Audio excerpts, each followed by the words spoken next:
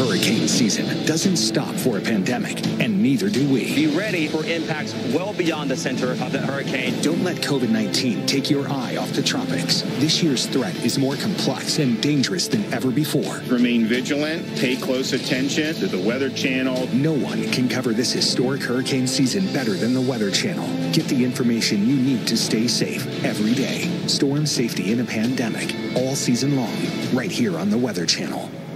Can you believe that is the commercial for the Weather Channel? You want to talk about, does that look like a Weather Channel? Does that look like a movie channel? Yeah, you think some programming there? They already called it a historic.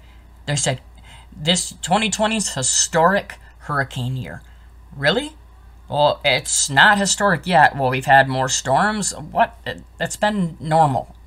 This will be an update on both Tropical Storm Marco and Tropical Storm Laura, which both will be turning into a hurricane most likely.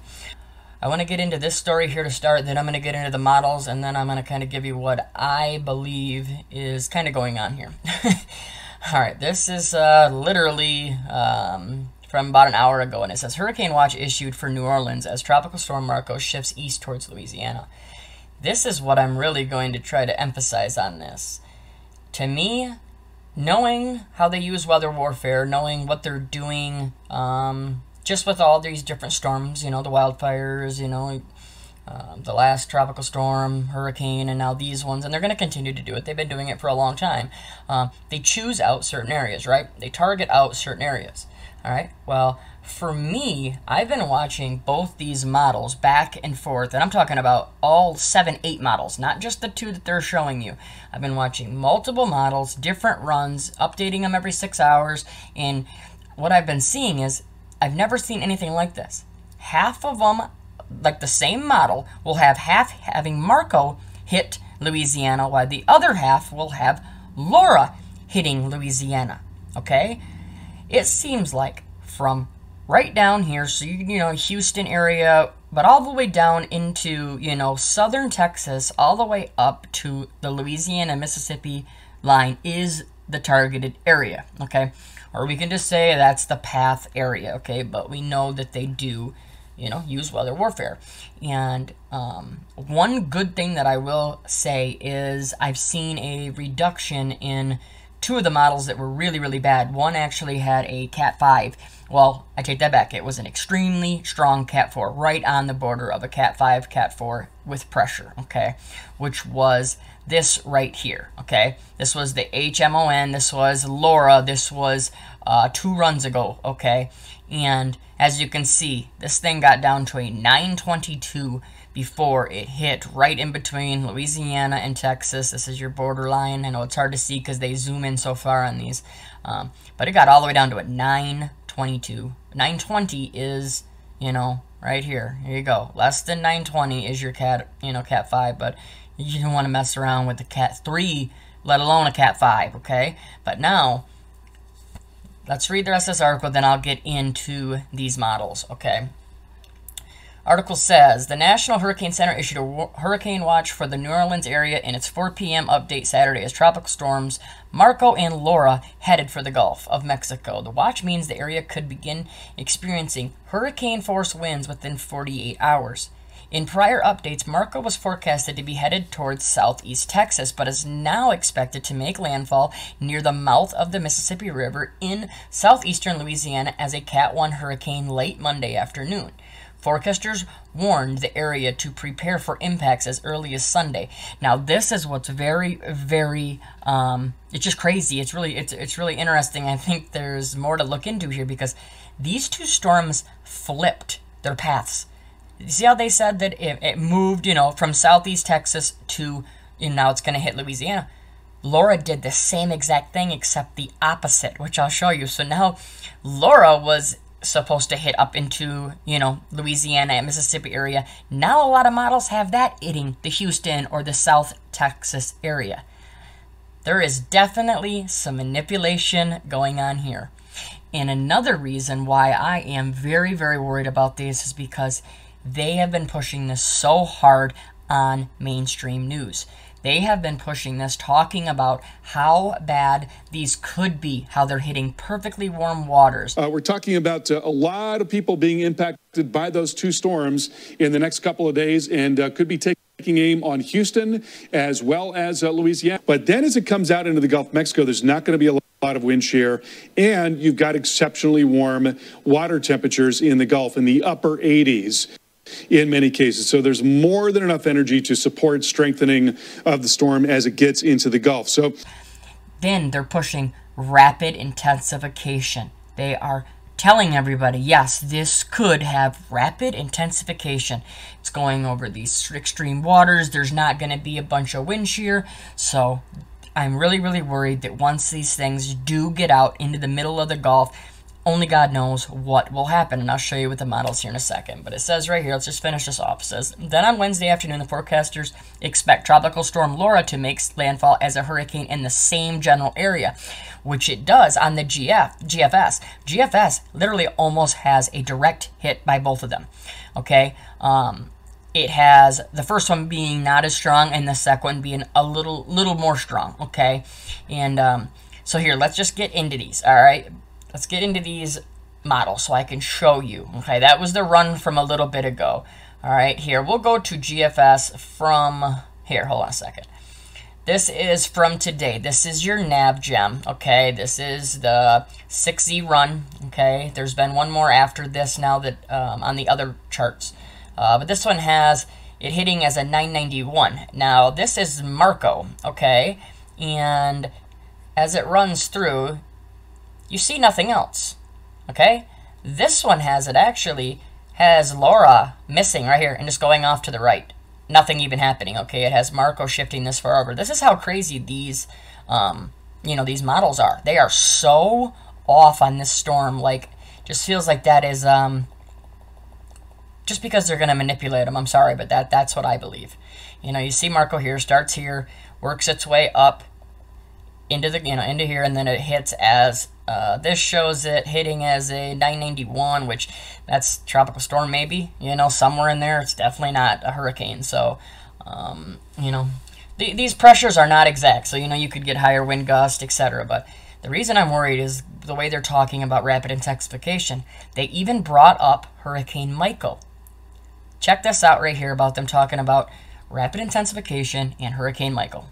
This one coming in from Vanessa. She says she lives in Panama City Beach, and due to Michael's rapid intensification, she was a little caught off guard and wants to know, do we have to worry about that happening with Laura? Is there any chance at all of this phenomenon happening again? And the answer is yes, that is a possibility. A lot of different factors go into rapid intensification, but let's define it first. That's when you have at least 35-mile-per-hour wind increase in 24 hours. It's very difficult to forecast, in fact, and 1 in 3 storms undergo this rapid intensification, and most category 4s and 5s actually have gone into it. Now, one thing that could affect this rapid intensification is something we call the loop current. And the loop current draws up that warm water from the Caribbean through the Yucatan up into the Gulf of Mexico, and then it hooks up with the Gulf Stream over there. And this is very warm water, and it's very deep warm water. When you look across the Gulf right now, you can see the water temperatures are warm everywhere, 80s and 90-degree temperatures. But when you look at the deep water and the amount of heat available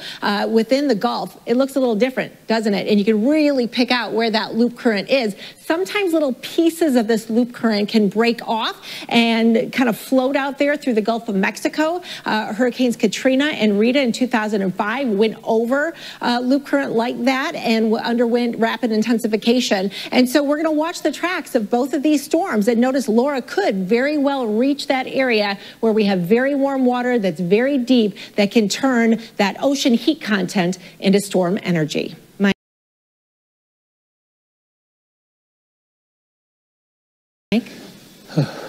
The meteorology of it all is just fascinating, isn't it? So you see how they are already programming everybody that was normal. They say, yes, it could happen again. We know that Michael was probably the most manipulated storm on record, I believe. That storm was so modified, and it was a targeted perfect strike.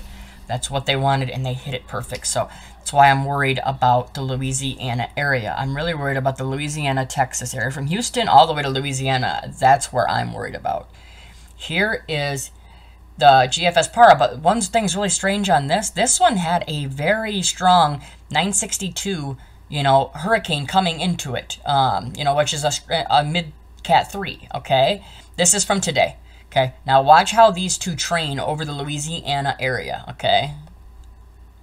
Here comes Marco. Marco comes up, 998, nothing really, right? Then Laura comes in at a 964, is the lowest that Laura gets on this, you know, on the GFS model, right there, making a direct impact into the center South Louisiana, you know, right in Louisiana. So, but then it still works its way a little bit left, you know, look at, see? I mean, it kind of like curls, you know, curls in. And why I'm so worried about that is seeing these motions, we know how bad the storm surge could be. I mean, you had Katrina kind of come in, you know, the same path as Laura. And, you know, it's just, we just really got to pay attention to this. Because, you know, there's a lot of models that are showing very strong. You know, these are the most recent ones, okay? This is Laura.